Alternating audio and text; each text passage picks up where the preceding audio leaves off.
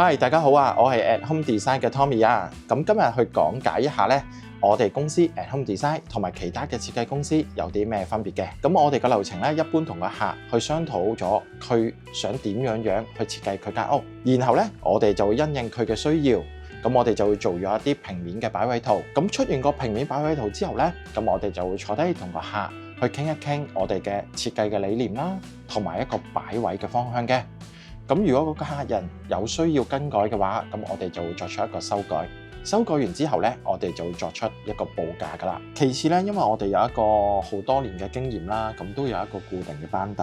咁我哋公司咧，其實喺個工程嗰邊咧，亦都分工好鮮明、好明確嘅。咁嗰個工程其實每一單做嘅時間咧，我哋都會有一啲工程嘅總監去做一個監督，咁啊令到嗰個失誤減到最細。另外最近10年，我哋都完成咗超過1000個項目，裡面有住宅，亦都有一啲商業嘅項目。咁我哋嘅設計團隊咧，會有一啲好 young 嘅設計師，亦都有一啲經驗好豐富嘅設計總監。設計總監亦都會親力親為落場，同每一個客人去講解翻成個設計，確保個客人明白了解我哋嘅設計啦，同埋將一個誤會減到最少。